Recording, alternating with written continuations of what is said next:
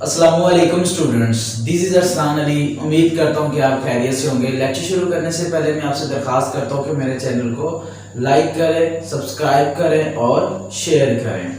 आज का बेसिक जो टॉपिक है वो है रैशनल और इरैशनल नंबर। कल मैंने डिस्कस किया था टर्मिनेटिंग और नॉन टर्मिनेटिंग डेसिमल। उसका जो लिंक है वो आपको डिस्क्रिप्शन में मिल जाएगा। वो वीडियो अगर आप पहले देख लें तो आपको ये वीडियो समझने भी काफ़ी आसानी जो है वो होगी। आज हम करेंगे रैशनल और इरैशनल नंबर्स कौन से होते हैं। ठीक है, तो याद रखिएगा कि all number that can be expressed in form of p over q। ठीक है, all number that can be expressed in p over q where p and q are integers but q is not equal to 0। ठीक है, कि all number that can be expressed in form of p over q। ठीक है, where p and q are two integers। ठीक है, यानी कोई भी इंटीजर्स हो सकते हैं। इसके बारे में मैंने आपको डिस्कस किया हुआ है अपने लेक्चर के अंदर, टर्मिनेटिंग और नॉन टर्मिनेटिंग के अंदर। वो आपको लिंक डिस्क्रिप्शन में मिल जाएगा। तो all number that can be expressed in p over q where p and q are two integers but q is not equal to 0। ठीक है, यानी वो नंबर जिसको आप p ओवर q की फॉर्म में लिख सकें। और यहाँ पर जरूरी नहीं है कि p और q ही हो, p की जगह कोई भी इंटीजर हो सकता है और q की जगह भी कोई भी इंटीजर यहाँ पर यूज किया जा सकता है। लेट्स सपोज अगर मैं कोई भी इंटीजर यूज कर लेता हूँ, -2 है और q की जगह 3 यूज कर लेता हूँ। ठीक है, तो all number that can be expressed in p over q, ठीक है, where p and q are integers that is called rational numbers. ठीक है, but q is not equal to 0, यानी जो आपका q है वो 0 के इक्वल नहीं होना चाहिए। वो 1 होना चाहिए, वो 2 होना चाहिए, वो 3 होना चाहिए, वो -4 होना चाहिए, कुछ भी हो जाए, बट 0 नहीं होना चाहिए। अगर हमारे पास -2/0 हो जाएगा तो दैट इज अनडिफाइंड। ठीक है, ये अनडिफाइंड हो जाएगा, तो इंफिनिटी हो जाएगा, तो मैथ इसको एक्सेप्ट नहीं करेगा। तो याद रखिएगा कि all number that can be expressed in form of p over q। ठीक है, जहां पर p और q टू इंटीजर्स होंगे but q is not equal to 0, तो that is called rational number. ठीक है, that is called rational number. ठीक है, तो आपने ये देखा कि वो नंबर जिनको आप p ओवर q की फॉर्म में लिख रहे हैं, अगर मैं आपके सामने एक लिख देता हूँ होल नंबर यानी 2 लिख देता हूँ, तो क्या आप इसको कहेंगे ये रैशनल नंबर है? तो आपका आंसर होना चाहिए yes, that is a rational number, because इसके ओवर में जो है वो 1 है, जिसके ओवर में कुछ भी नहीं है उसके ओवर में 1 है, तो that is a p, that is a q, so that is a rational number. ठीक है, तो वो नंबर जिनको आप p ओवर q की फॉर्म में डिस्क्राइब कर रहे हैं तो that is a rational number. और इरैशनल नंबर की बात करें तो वो नंबर के जिनको आप p ओवर q की फॉर्म में डिस्क्राइब नहीं कर सकते, कि all number that can not be expressed in p over q। ठीक है, जिसको आप p ओवर q की फॉर्म में डिस्क्राइब नहीं कर सकते। Let's suppose square root 2।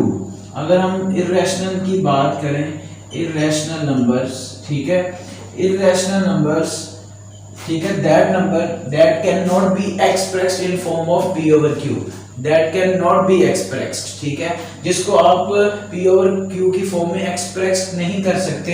Let's suppose यहाँ पर अगर मैं लिख दूं स्क्वायर रूट 2, ठीक है, स्क्वायर रूट 2 एक ऐसा नंबर है जो कि इरैशनल नंबर है, ये रैशनल नंबर नहीं है। मींस अगर आप कैलकुलेटर से इसका स्क्वायर रूट 2 अगर आंसर निकालें तो वो आएगा 1.41421356 and repeating and so on non terminating. ठीक है, तो आप इसको कैसे आप p ओवर q की फॉर्म में जो है वो डिस्क्राइब कर सकते हैं, कैसे इसका डेसिमल खत्म करेंगे और इसको p ओवर q की फॉर्म में डिस्क्राइब करेंगे, कभी भी आप इसको नहीं कर सकते, ठीक है। तो that number is called irrational number, ठीक है।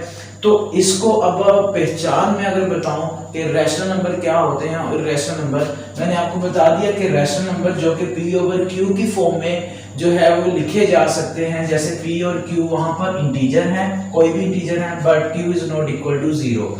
और यहाँ पर इर्रेशनल नंबर है कि जो कि p ओवर q की फॉर्म में डिस्क्राइब नहीं किए जा सकते, that is a irrational number. लेकिन यहाँ पर एक क्वेश्चन ये उठता है बच्चों का कि यहाँ पर बज़ाहिर एक मैं नंबर लिखता हूँ 22/7, ठीक है। आप बज़ाहिर स्टूडेंट ये कहेंगे कि that is a rational number because that is expressed in form of p over q, क्योंकि p ओवर q की फॉर्म में इसको एक्सप्रेस कर दिया गया है, तो that is a rational number. But this is not a rational number, this is a irrational number, because यही तो आपको बताना है कि रैशनल और इर्रेशनल में क्या जो है वो पहचान है, कि अगर ये नंबर लिखा तो p ओवर q की फॉर्म में है, लेकिन जो मैथ है इसको रैशनल नंबर नहीं कहेगा, इसको इर्रेशनल नंबर कहेगा। तो याद रखिएगा कि रैशनल नंबर और इर्रेशनल नंबर में जो बेसिक डिफरेंस है वो मैं बताऊंगा, ठीक है। अब आपने ये पता लगवाना है जैसे कि वो रैशनल है या इर्रेशनल है, तो उससे पहले आपने क्या करना है जी, इसको डेसिमल जो है वो डेसिमल रिप्रेजेंटेशन में कन्वर्ट करना है, यानी डेसिमल में इसको कन्वर्ट करना है।